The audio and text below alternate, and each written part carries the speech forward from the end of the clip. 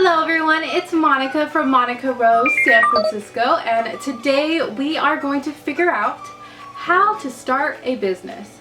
Now there's so much that goes into starting a business, but today I'm going to share with you the basics. What do I basically need to do? What are the steps I need to take just to get things going? So if you're interested in learning how to become an entrepreneur, then don't forget to subscribe and let's get into the video. The first thing you want to do is you want to ask yourself a question.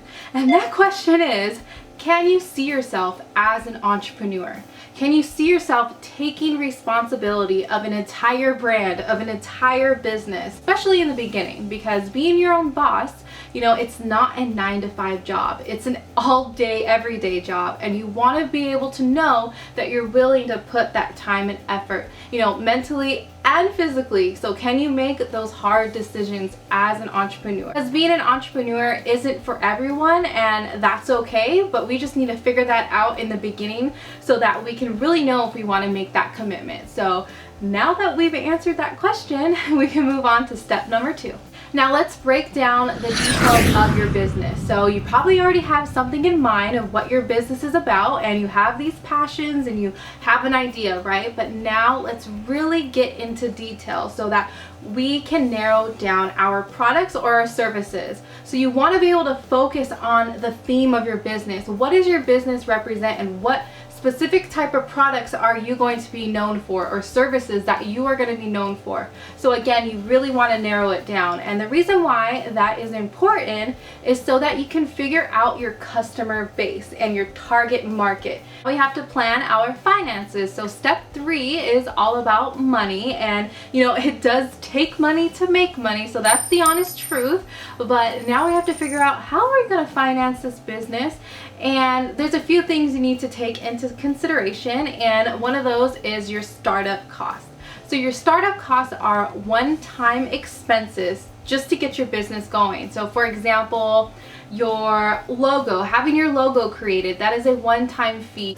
Then you have your ongoing costs, and these are monthly expenses that you will need to expect every single month. Now there's fixed costs and there's variable costs. So an example of a fixed cost would be like your website fee. It would be the same amount every single month, or your rent is the same amount every single month.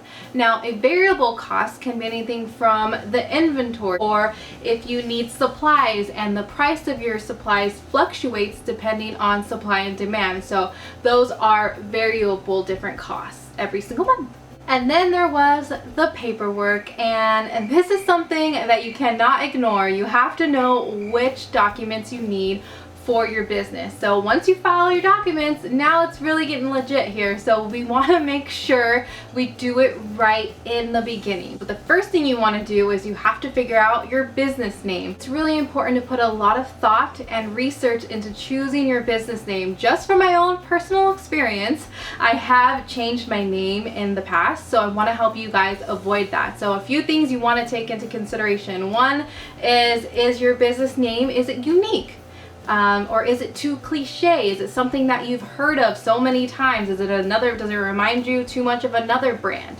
Is it easy for your customers to remember, or for your customers to pronounce? Does it relate to your brand? Side note, like I mentioned, I did change my business name before, and the first time I chose my business name was actually in college during a project in school. My name was Monica Rose Style and Selection. And just saying that, it's like a long name, right? So people would get confused. Say Monica Rose Style, Monica Rose Selection. They'd confuse me with a famous celebrity stylist, Monica Rose. So, right? I'd get that all the time. So I changed it to Monica Rose San Francisco. My boutique is inspired by San Francisco. That's where I came up with all my ideas. I'm based in the Bay Area. I take all of my photos of my clothing by different San Francisco landmarks, so it really relates to my brand and my business. Now you have to register your business name and make sure that nobody else has your name, and you also need to know if you're going to file a DBA or an assume name certificate. Next, you want to find out what structure or entity fits your business. So this relates to how you will file your taxes and what liabilities you will have for your business. So for example, there is a sole proprietorship, a corporation, an LLC. So again, it really depends on how you're structuring your business. Next, you will need to have an EIN number, and this again relates to when you file your taxes or when you open a business account. This is the number that the bank will need. Now you will have to get your permits. So if you, for example, sell products, you will need a seller's permit. Move on to your business license. And I do want you to keep in mind this all depends on the state and county that you are in. This may sound a little bit confusing, so I do have a separate video for you all. So if you are interested in knowing a little bit more details on how to file your documents, where to file them, which ones you need, what do they mean, it really take you step by step. Make sure you do it right.